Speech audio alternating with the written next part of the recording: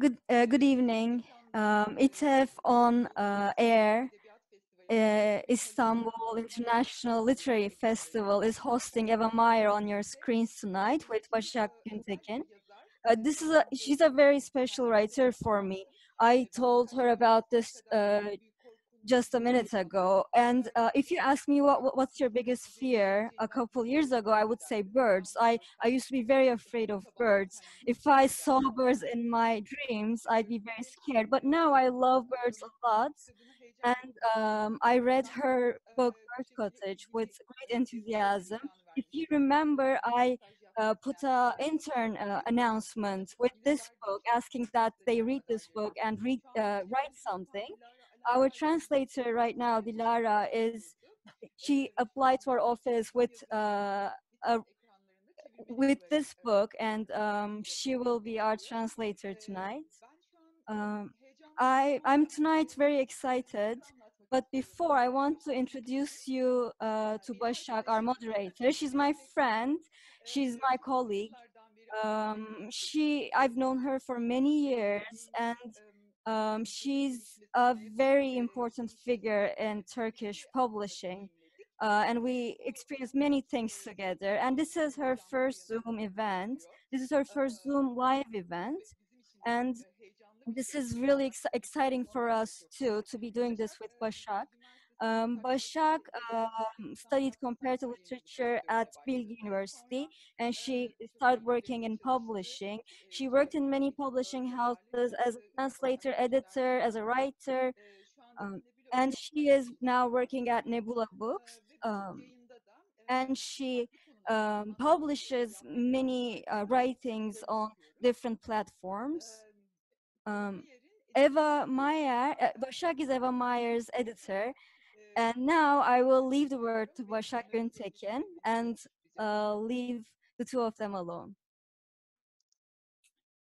Thank you, Nermin, for your kind words. And let me introduce you our guest, author guest for tonight on ITEF on Air is Eva Meijer. Eva Meijer is a Dutch author of 9 books. She's the author of 9 books, and her work has been published to 17 languages. Among her books are novels, stories, and a popular philosophical book called Animal Languages, a philosophical essay about depression, an academic book called When Animals Speak, which is published by New York University Press, and her latest novel is the magical reality murder mystery. And she is also an academic. She has given lessons in the University of Amsterdam. She's a musician, she's a singer and a songwriter, and she's also a virtual artist. And we will be mainly speaking tonight about 2 of her books today. One is Animal Languages, a popular philosophical book published in Turkish by Kaplumbağa Kitap. And the other is her novel, Bird Cottage, which is translated to 10 languages, and so far has been published by Nebula Kitap in Turkey. So, hi Eva, welcome to our conversation of tonight. Hi, Başak. Hello, audience. You have done so much. You have so many aces in your sleeve. I hope I didn't miss any of them. No, I think that's it probably. I would like to begin our conversation from childhood, if you don't mind, because most of your works are based on animals, and for me the love and my interest to me begin with childhood, and I don't know if yours has been the same. And I think the love and interest in childhood, for animals in childhood, makes you grow up into an adult with a different perspective in life. I don't know if you agree. And how was that for you? How did it begin? The love for animals? Yeah, I think it's very true what you say. So children very often have a special relation with animals. Maybe these are the companion animals in the house, like cats and dogs. And in my case, there were also guinea pigs and even a horse, Joy. That was really my friend. And I think that as a child, these animals are your companions in a sort of natural way. You feel connected to them. And when we grow up, we are trained to lose that feeling by society, because our society really distinguishes between humans on the one side and animals on the other side. And so very many people lose that during their lives, and they lose that special connection. But I think for me it was very formative, and it also influenced some of the books that I wrote, like Animal Languages. And as you say, let's just then follow up with Animal Languages. I was reading the book and I just noticed that you were speaking about the notion of play in the Animal Languages, because when we are children, we just like use play as a tool of communication. And as you say, when we grow up, we just don't completely forget about it. We just, don't think about playing or enjoying or whatever. And we become maybe a more, eye-frowned and serious people. And can you tell us a bit about the importance of play, as you mentioned in Animal Languages? Yes, play is very interesting. So first of all, I think that as grown-ups, we also have our forms of play. For example, humor, making jokes, that is a form of play. And I mean, I'm lucky because I'm a writer and an artist, so I play a lot in my work, because when you write a novel, it's a form of play, it asks you to be creative and to imagine things that aren't true. But so in Animal Languages, I actually write about a lot of studies that have been done about the linguistic capacities of non-human animals, because people often think that humans are the only animals that speak. But there are many studies but we will probably get back to that later, that show that animals also have their ways of communicating things to each other. And one of the ways in which they do so, and in which we can see it, is through play. So there have, for example, been studies about dog play. And when dogs play with each other, they use certain movements and gestures and sounds that they would usually use under other circumstances, such as fighting. So they use sort of the fighting movements, like we do maybe in boxing or something, but they use them in a form in which the other dog recognizes that, hey, my friend is trying to play. And scientists actually call this a form of meta-communication. So it's communication about communication. So the act of communication is the fighting movement, but then the meta-communication can be, for example, play bows. In the dogs do this with their paws, and then they shake their tail, and then the other dog knows, hey, this dog is trying to play. And they will also do that during the game. So when they, for example, bite the other dog too hard, they will say sorry by making the play bow and apologizing. And that is one of the cases where we find that animals do not just act on instincts, because that is what people often think, that human beings have intelligence and animals have instinct, but that they think about what they do. So they also have their own forms of intelligence, and that's not the same as human intelligence, obviously, because they have different lives and they have different senses and different shapes. But it is a form of intelligence. Mm-hmm.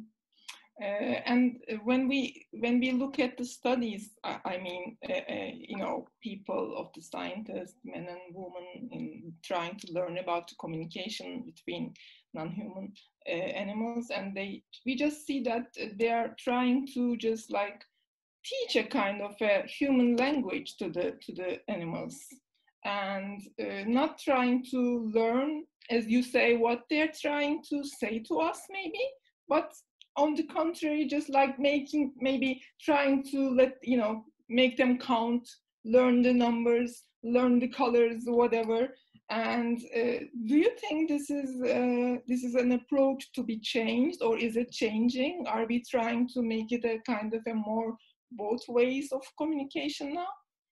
Yeah, I think that we live in a really interesting time when it comes to science and animals, because scientists, like you said, really used to study animals on the basis of their resemblance to humans.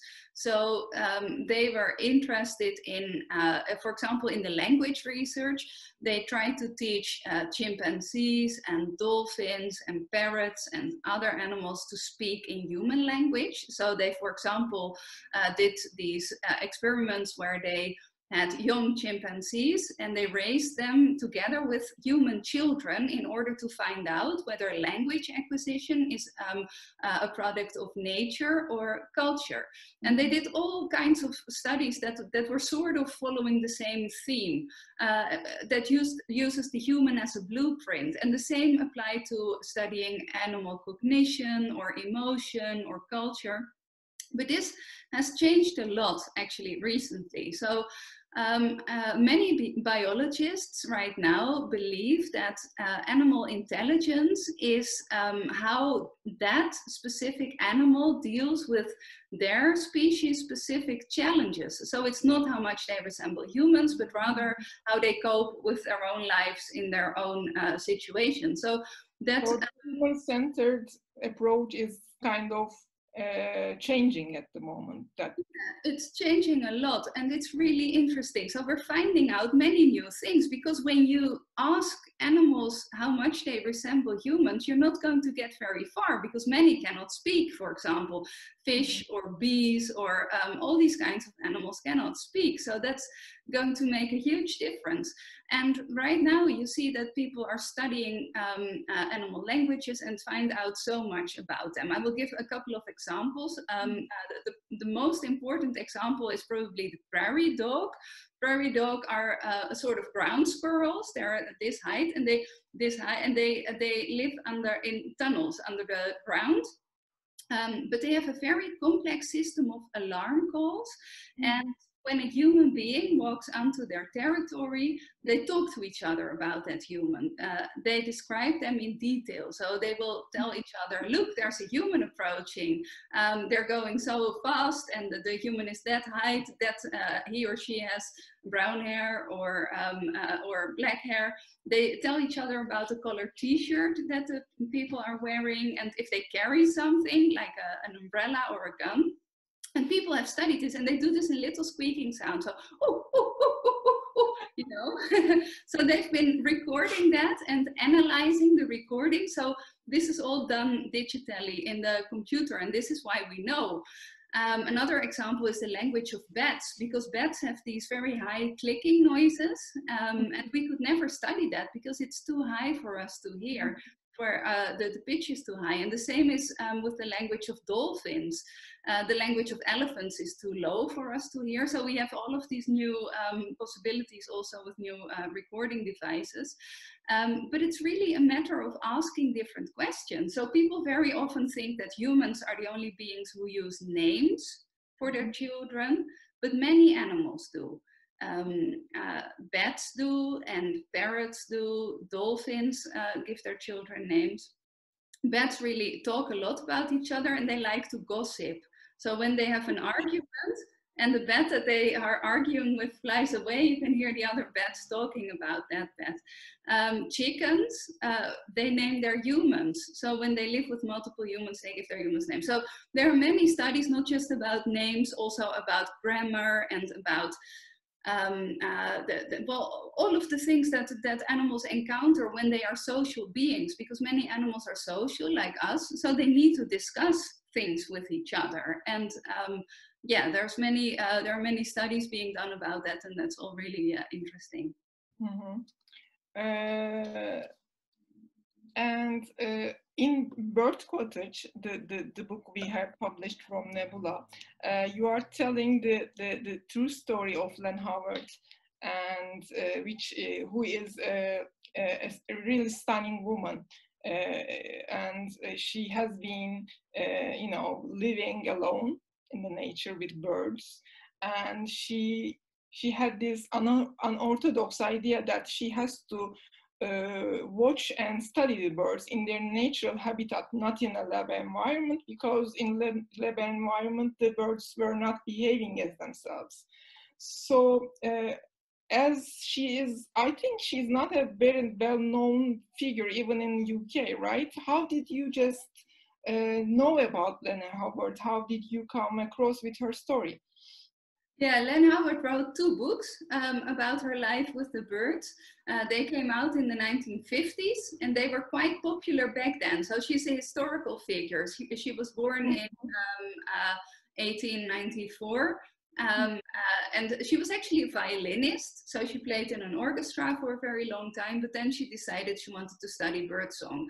And Howard thought that when animals are kept in laboratories, they will never be as intelligent as they are in their natural surroundings, and that has since then been proven.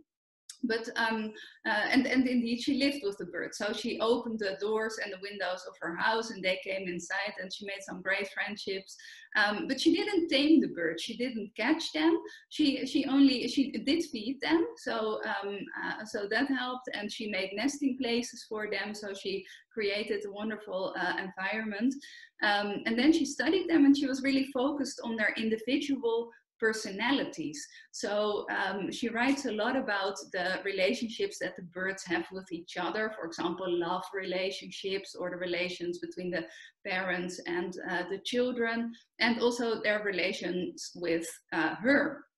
And so Len Howard was quite well known and people really liked her work. They bought her books, but somehow she has been forgotten. And this maybe has to do with the fact that she wasn't taken seriously from a scientific point of view, because her work is more of a narrative, what they call nowadays narrative ethology. So she tells stories and anecdotes about the birds that she studies. And she doesn't really conduct experiments that can be repeated. She did teach one of the birds to count, so that's a kind of experiment. But most of the knowledge that she gains is through living with them. And that is, it's very amazing because she offers a really interesting insight into their lives, and she describes how she learns their language and how they learn her language, because it's a mutual thing. You know, they get to know her and they ask her to do stuff. And there's a very funny anecdote because she's putting out the nesting boxes, and there's this one bird that she knows really well, and she can read his facial expressions, so she knows from his face if he's happy or not. And then she hangs it in one place and she looks at him and he'll be like and then she goes like and then the fourth place that she finds, he's like, okay, that's a good place. And she writes, well, I know him so well, if I would hang it on another tree, he would never use it, because he's very specific about what he does. So so nowadays, I think that her approach would be valued much more than in her time. And perhaps the fact that she was a woman also had to do with the fact that she wasn't really recognized in the way that some of her contemporaries were. For example, Konrad Lorenz, who was also studying animals in similar ways as she. He also had like a more academic work, but he also did this kind of studying of animals, and he really made it into the canon, so a lot of people still read him, but Len Howard has been forgotten, and that's a shame, because she's a very interesting thinker. Her research is interesting, but it's also, I think, her life is interesting, because she chose a different kind of life for herself. She had a very strong will. And this is also why I wrote a novel about her, because I could have written a biography. So because I'm hoping that someone is going to do that as well, because she is such an interesting figure. But what I wanted to do was kind of to catch the emotional quality of her. life, because that kind of, you can read that in her books. She had to give up a lot of things in order to be able to study the birds in this way. So she needed to sort of withdraw from human society, because humans scare the birds. So she had all of these signs also on the road to her house, telling them to keep out. And sometimes when the postman would come over, she would say, no, no, no, you know, stay away, because the birds will be scared when you come in close to the house. So so she sacrificed certain things, but then she was also very stubborn, and she followed her own path. And I think that is something that's always inspiring, when people have a view and they want to do something in a different way, and then really go through with it and follow their life, or lead their life in a way that is truthful. I think that is something that all of us are looking for. How can you live your life in a way that is truthful, in a way that is aligned with your values? Because that is something that, yeah, that you look for your whole life, I think, and that you work in, and that's the life that's then worth living for you. Yeah, as you said, she was very strong-willed. I mean, she was, you know, every odd word, everything was against her, and the people, the science community, maybe her family, everybody probably wanted her to marry or have a career in music or whatever, but she just like put everything behind and just like committed herself to this study. So when I think about Len Howard, I just resemble her work a little bit to Jane Goodall, going with, learning from animals, living with them, living in their natural habitats.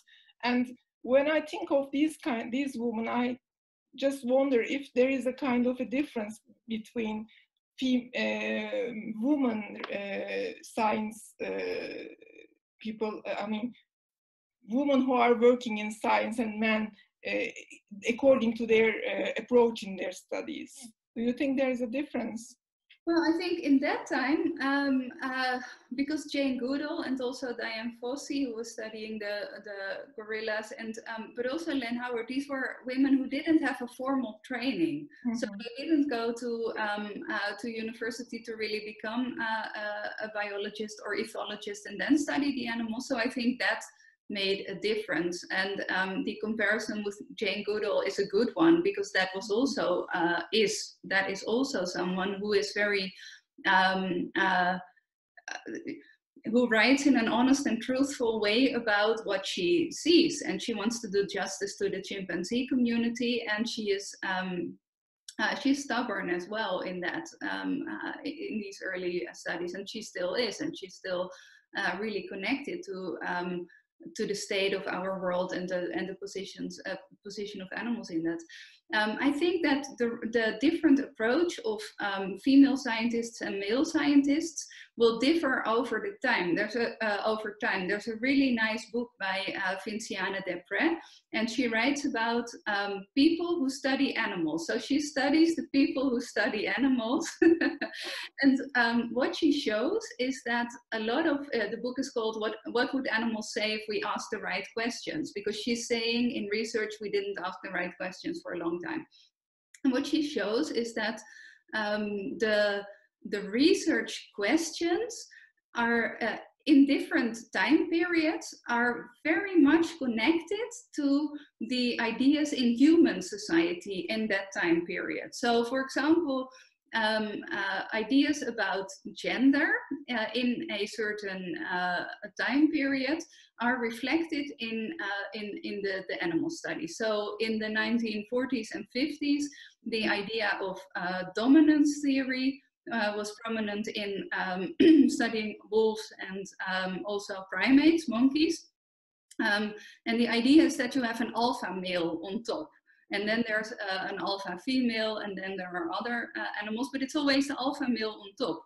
And these studies were conducted in a time when human society was very much structured like that. And of course, it's still in different areas in the world in different ways. But the scientists who did these studies really created their experiments in such a way that this result came out. They didn't do that consciously. They weren't trying to prove that there would be males on top. But anyway, that's how their studies worked. And the book of the prize really funny and interesting because she shows that can change as well. And I think that nowadays it's in terms of gender, it's quite different because female and male scientists usually have the same training. And of course, there are cultural specific differences, but this is not innate or something. It's really a matter of cultural upbringing. Mm-hmm.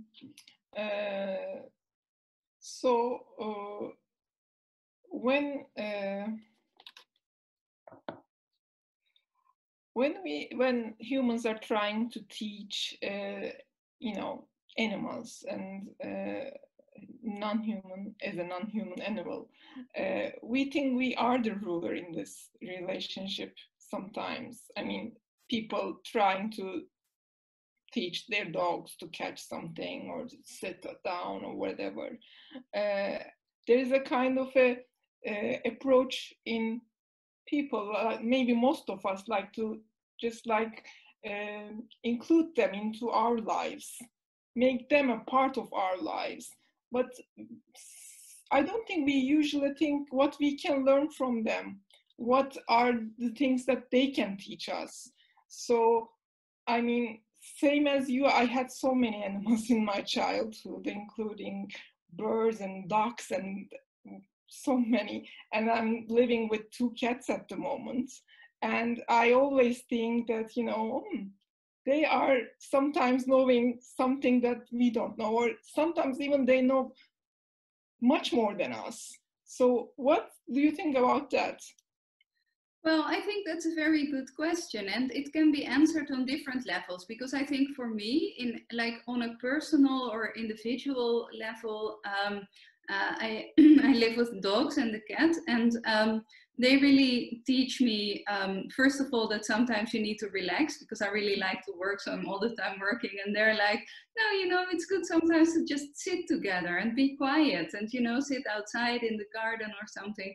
And they really appreciate the smaller things. And I think that they, I like to take long walks with the dogs as well. And when you do that for a long time, you perceive the world in the same way as they do, sort of. So you become a member of a group that is not specifically human. And I notice the things that they notice. So my one dog, he likes to swim. So when we walk, I look around for good swimming water for him, and he does as well. And he finds it before me because he's better at that.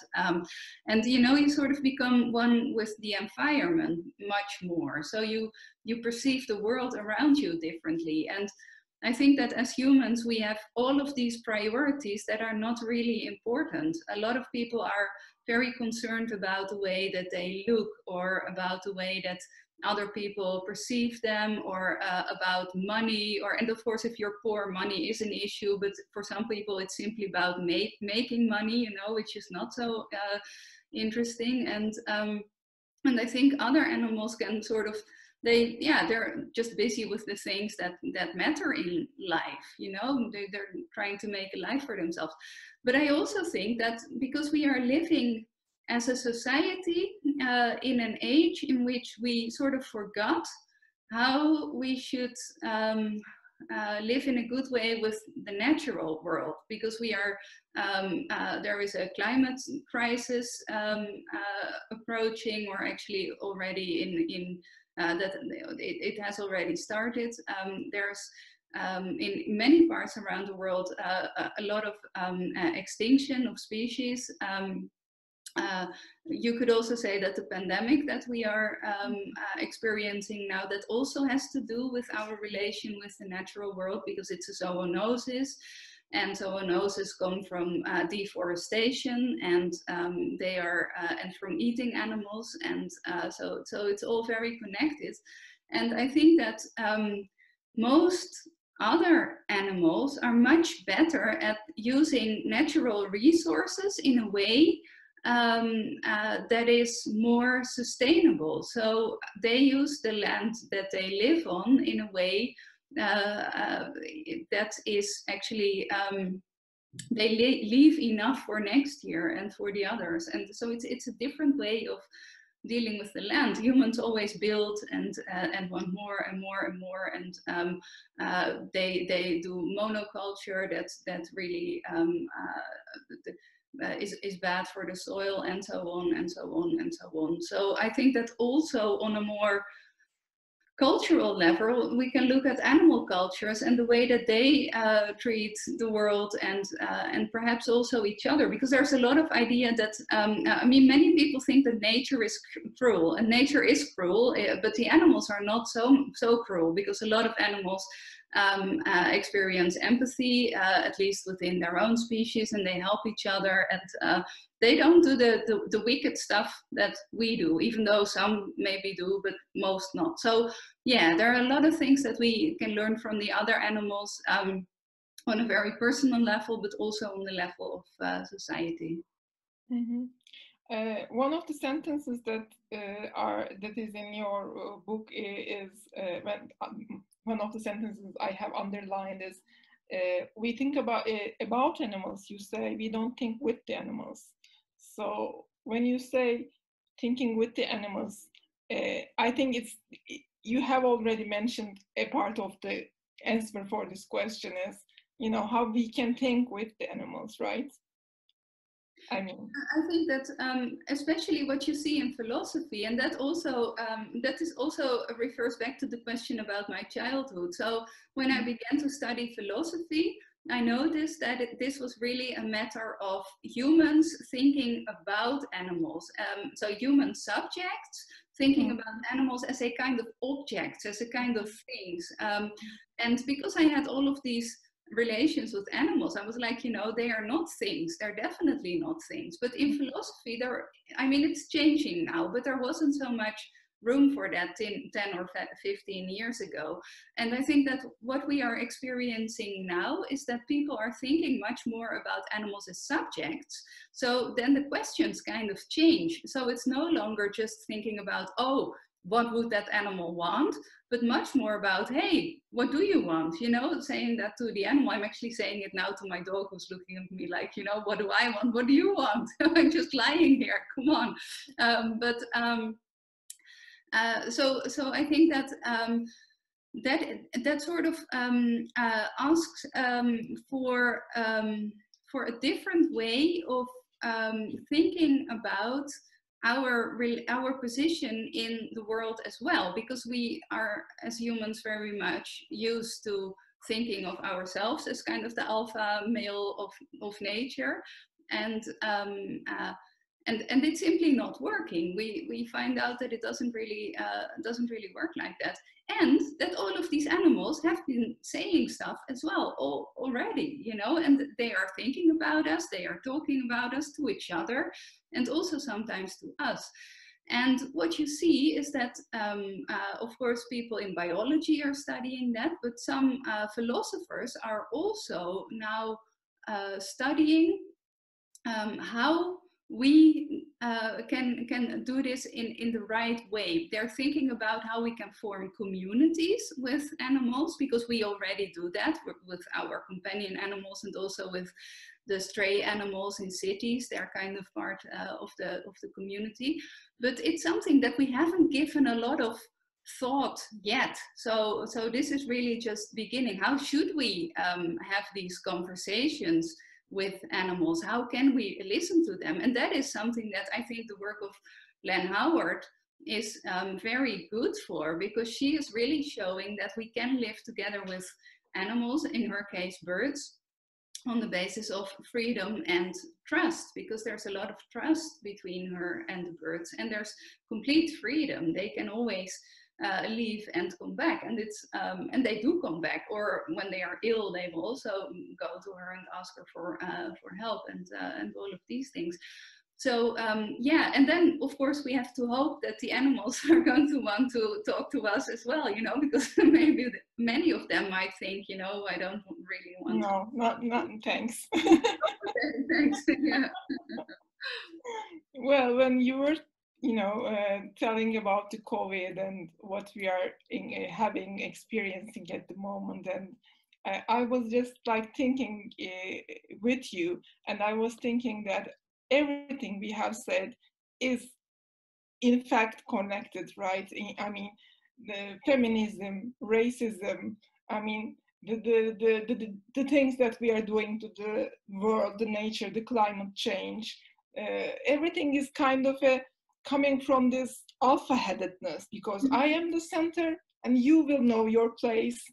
The world is my oyster. I can just like, you know, I can be the greedy one. I can just like go for everything. I can treat animals like this, and then whatever happens, we will see. I mean, not thinking about so much about the future, not thinking kind of an equal conversation in so many ways, not thinking about everybody's rights, but thinking of one's rights first, right? Because it's a kind of a mentality that binds everything together. And are you an optimist about this mentality about to change? You know, did we learn anything from COVID, for example? Do you think anything will change after this, if we can survive? Yeah, I think it's difficult. And what we see here in the Netherlands is that a lot of people just really want to go back to normal. So we really, in the beginning, there was a lot of discussion about, oh, we have to do things differently, and we have to change our attitude as humans. And some people still say that, but the majority of people wants to go back to normal. But I think that this is only the first crisis. Yeah, it's a bit of a nasty message, but there will be more. And I think that for us in the Netherlands, we are in a pretty safe place. But for example, the people in Greenland, there are already climate refugees. There are people who need to leave their land because they cannot work in the same way as they did before because of the climate that is changing. And this will get worse and worse and worse and worse. And in the Netherlands, as you know, our country is actually sort of underwater. So we have these dikes that keep the water out, but you know, that's a tricky situation as well when the sea levels are rising. So that is going to change a lot in the coming 50 or 100 years, and there will be more crises. And I think that what we did see is that it is possible to suddenly have all of these strict measures, and not just in one country, but actually globally. So change is possible. Think, for example, of flying, because the environmental movement has been saying, oh, we have to fly less. They've been saying that for years and years and years, but people just kept flying for holidays or for whatever they did. And suddenly this kind of stopped. So it is possible, but I don't know. What you see is in history is that progress has been made in relation to certain human groups. And change is possible, and it's not always possible to define how or when things finally change. So maybe something will change. And I think that before COVID, there were all of these climate marches by young people in different cities around the world. And I think that is really hopeful, because these young people seem to be very much aware of the fact that our behavior will have to change. So maybe that can play a role. So yeah, I think we should have hope, but also because without hope we're lost. So we have to practice our hope and act in a very responsible way. Yeah, and I think we have to be also honest about our hope, right? I mean, we have to just like be prepared to do what is right, to hope for something that is going to be, that is going to change something. Yeah. So if we come to the books, because I think we are going to run out of time soon, When I read Bird Cottage and I just decided that we should have that in Turkish, I was also struck by the language of the book, and I thought it was rather poetic. And I just saw that you have written another novel, which is a magical reality murder mystery, which sounds quite, curious. So can you tell us a bit about that, please? Well, that book is actually quite connected to the things that we were talking about. Mm-hmm. So it deals with a new river, and these rivers actually exist. So in places where the land is really dry, sometimes new rivers just spring from the earth. This, for example, happened in Argentina. I read a newspaper article about that.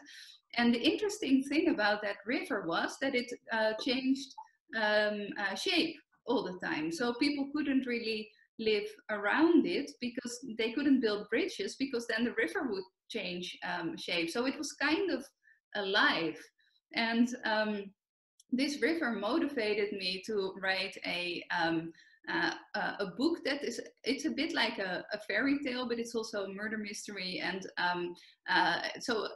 it begins with there's a journalist, an English journalist, Janet Stone, and she moves to a country in Latin America, which is fictive. So it's not in Argentina, it's a country I made up, to study this river, this new strange river that keeps moving. And she speaks to a soy farmer. And then the next day, he's murdered. And that's kind of the beginning of a series of very strange and dark events. And the people in the village are unclear if the murders are because of the river, because the old gods are angry, or if it's maybe simply criminals that are doing this. So it's so the book is really about different stories that we tell ourselves about the world that we live with, because there's, for example, a scientist in the book, and he really speaks about the river as a scientific thing. He studies the soil, and he thinks the river is simply a natural phenomenon. And then there's the journalist who has this Western view on the on the river and the situation. But then there's also there are also people who've lived in Koraalboom, the town that where this all takes place, for a long time, and they have different stories about the land and about what is right to do in relation to the land. And the soy farmer was also a poet, so there's also poetry in the book. So there's a lot of different types of stories as well, and I think that is something that we need right now. We need new stories about our lives to be able to imagine different ways forward, because we're very much in this same narrative, the same political narratives and economic narratives, and it's we should open that up. We should look for different ways of reading and the world. Mm-hmm.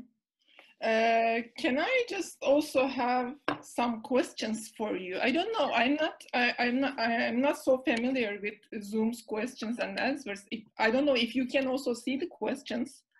But I can read one or two for you if you like. Yeah. Okay. And okay. Dear Eva, we have a cat and a dwarf hamster in the house. In the beginning, we were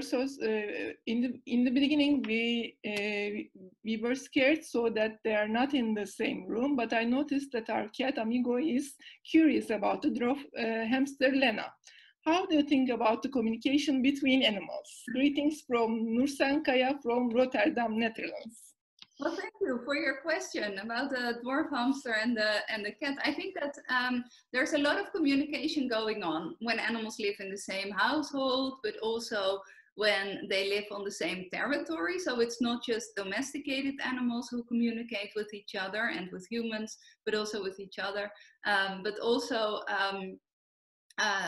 animals who share habitats of different species. There's, for example, a little black bird, and he knows the alarm calls of all the other animals, and he uses them to scare them away and then eat their food.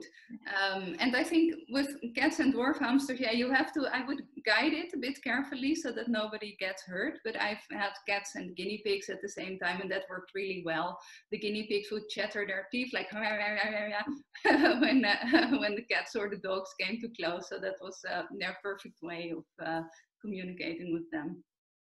Okay, one more question, a fun question. Gwendolyn is obsessed her obsession is birds in this book, but what is your obsession right now in lockdown? Some people become obsessed with books, baking, exercises, hobbies, for example. Yeah, I think Len Howard was also a very nice example of lockdown. And yes, her own lockdown. I was also going to ask what you were reading in Karantina days, and what were your favorite books, but this also questions are kind of, doing the same trick. Well, the thing is that I am reading a bit more because I don't usually, I give a lot of talks, and I haven't given so many talks, and I've been drawing a lot, so I'm painting and drawing a lot, which is nice. And my new thing, which also has to do with animals, is that I'm rescuing frogs, because I found out that behind the house there's an alleyway. And there are these street gullies. They're kind of these deep things that they fall into, and then they cannot get out of it anymore. They don't drown but they starve because they have nothing to eat in these things, and they cannot go up. So I bought a net, and now I'm just taking frogs out. I already rescued 24 frogs. Wow! Congratulations. There needs to be a more permanent solution, because I can't patrol the alleyways all day in order to rescue the dogs, but the frogs. But yeah, that's maybe my latest obsession, and painting. So yeah, thank you for the question. Yeah, I see Nermin on the screen now. Yeah. Evet, ben çok. Yes. I listened to the talk with admiration, and this has always been my mind. Eva, how do the people who don't like animals say or feel when they meet you? How do they feel? How do you feel? Well, the thing is that I think a lot of people have this idea in their mind about animals that is more like a prejudice. You know, it's like some people also don't like certain human groups. They have a prejudice towards them. But when they find out more about how animals are living their lives, the kind of thoughts that they have, even the fact that they think, that they communicate with each other, that they have emotions, that they have cultures, that usually makes people see them in a different light. And the thing is, I don't think that people need to like animals. I also don't think that people need to like other humans. But I do think that we need to treat each other with a sort of basic decency. And I think that most people kind of, there's no one who doesn't like all animals, I think. Well, maybe a couple, but most people sort of do have their preferences. And you know, I think it's always very important to be curious to others, towards the things and the people and the animals and everybody that you do not know, because curiosity and openness is such a nice and good way of encountering the world. Because if you have all of these fixed ideas, this is not good, and this is not good, and this is not good, and this is not good, then you're going to have a very sad and closed off life. And I think that this animal research really shows us that the world around us is much bigger and richer than we usually think. So even for the people who might not be so open to that, it's usually surprising to them, and maybe it opens their mind a little bit.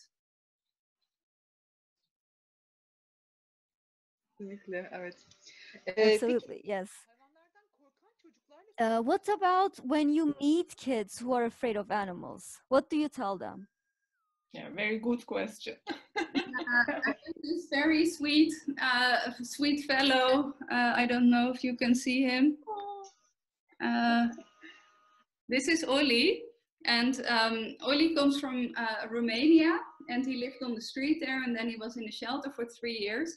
And he is very sweet and very gentle. So in my old neighborhood, we often met children who were scared of dogs, and he would go. He would just stand there, and I would say, "Oh, this is Oli. Do you want to say hello to them?" They would be like, "No, no, no." But then when you meet them again, they're like, "Oh yeah, maybe," you know. And I would tell them things about him, that he wags his tail when he's happy, and that when he has his ears like this, it's like, "Hello," you know. And this really, I think that people who are scared of animals very often don't know how to read them, so it becomes kind of unpredictable. It's like people who are scared of spiders or mice. It's because they move fast, and it's unpredictable, and when you sort of get to know them, it gets better. So when children are afraid, I don't teach them, but Oli teaches them, and he does that in a very gentle way. Eva, köpeğinin Romanya'dan gelmesi. The fact that your dog is from Romania, isn't that really interesting?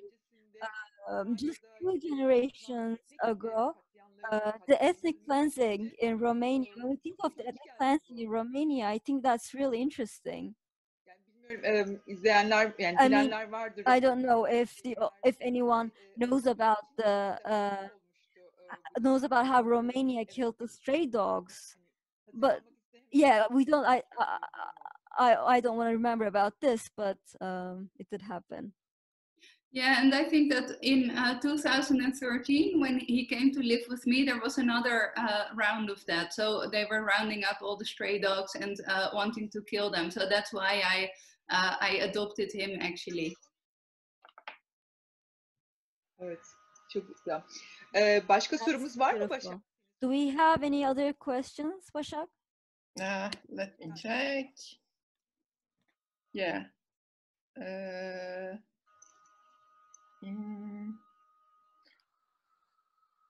There is another book of yours, but I probably will pronounce it in a very bad way, so excuse me for that. She says, "I read, dear Eva, I read in the her rule that you write the book the nieuwe, rivier for fume. Is that right? For fun. For fun, I think. Yeah, for fun. Was it easier for you when you write this book? Greetings from Rotterdam." Well, I think for me, it's always, I really like to write. Some people have a lot of problems writing, and they feel very, it's really a challenge. And for me, it's very, it's easy. It's something that I like and that comes to me. And I mean, the same with the book about Len Howard. It was just sitting down and writing, and I usually feel when I'm writing a novel that the characters are with me somewhere in the room, you know, so I feel close to them.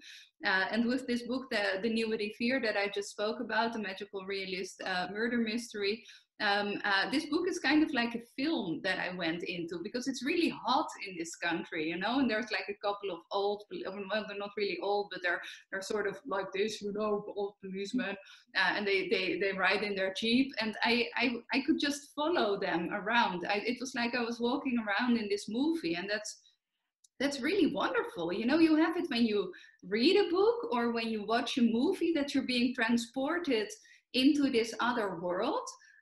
But when I write a book, I actually have the same thing, you know, so I feel like I am really transported into this world, and I'm a part of something strange. And the nice thing about this book was that there were all of these things that are not actually possible or that don't really exist. So it was really as if I was moving around in a fairy tale. But I also enjoyed writing Bird Cottage, because I was in England in 1906, and then in 1932, and then in 1940 something, you know, so it's nice. You're, as a writer, you're able to travel through time and space, and you're able to travel from one mind to another mind, you know, so it's a very luxurious position, I think, to be in.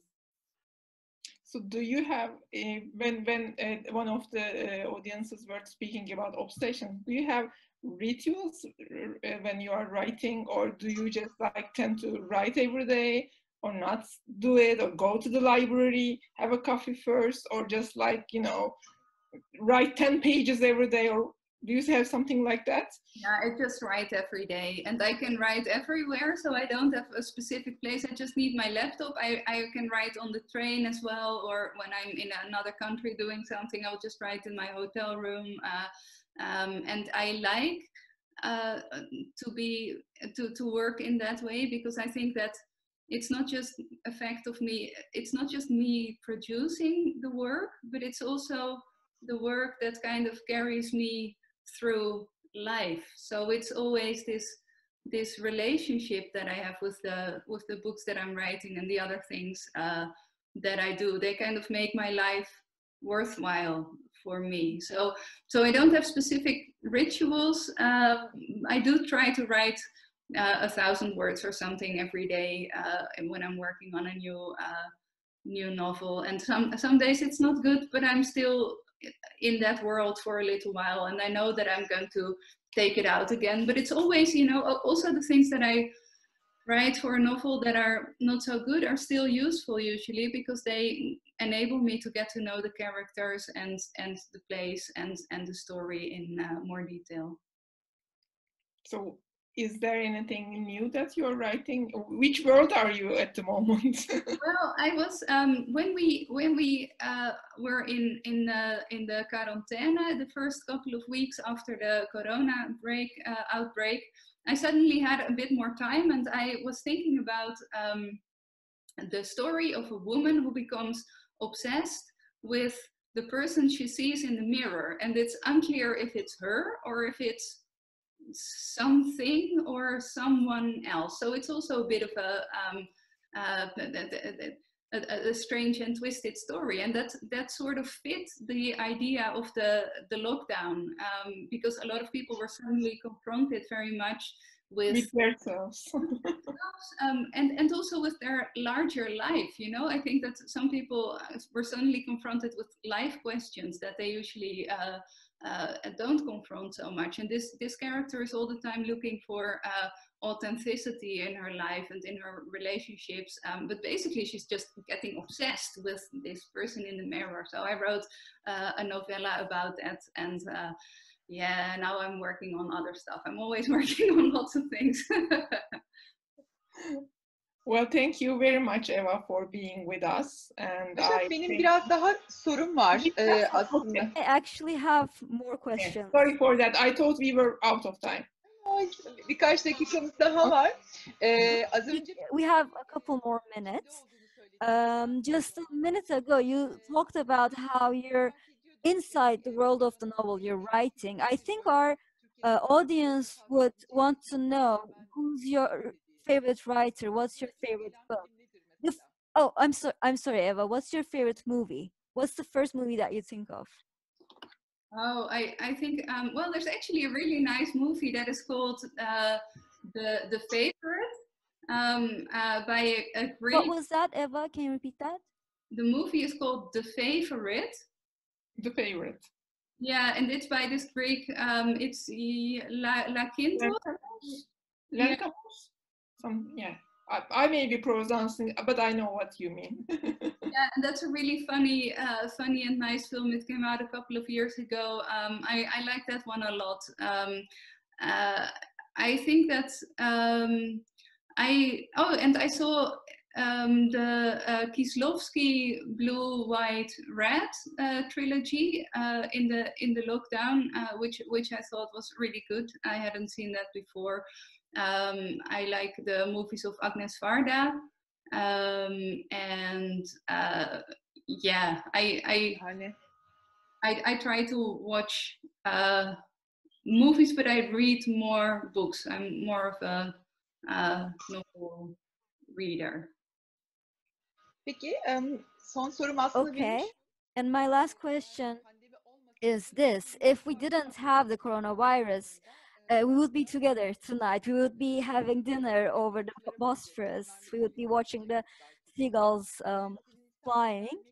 I know that you wanted to come to Istanbul, and this made me very happy when you accepted my invitation. And if everything goes well, we will have the real festival. We will have the physical festival in September. What would you want to do in September when you're in Istanbul? What do you think about Istanbul? Well, you know what I like most basically when I visit a new city, because I haven't been to Istanbul, so it's a mystery to me. It's a magical city to me still. I haven't been there, and what I like to do when I don't know my way around is to simply walk around and look around and to get an idea of the feeling of the city. So. I don't really. I mean, I like to visit musea and see things, you know, of course. But I also really like to simply sit somewhere and drink a coffee and you know, look at the people who walk by and get a feeling for the city. So I like sort of being. The thing is, when you are in a new city, it feels as if you're kind of invisible, because you're the person who watches, who takes everybody in, and there's nobody who knows you. So I like that. I like that feeling, and I hope I will get a chance to. Bunu genellikle yalnız yapmayı mı seversin? Do you usually like doing this alone when you're alone, or would you like to have company? Well, we can always go together, Nermin. Tamam o zaman. Anlaştık. Evet, o zaman That's Başak. a deal then. Then Başak, Dilar, and I will definitely take a walk with you. Thank you. That would be lovely. Çok teşekkür ederim. Thank you very much. Really. It was a great pleasure listening to you. And I'm looking forward to meeting you in September in Istanbul. Thank you to everyone who's watching us. Tomorrow we will have the last event of ITEF. Eva, thank you very much. Başak, thank you very much. Teşekkürler. Thank you. Thank you, Eva. Bye. Bye.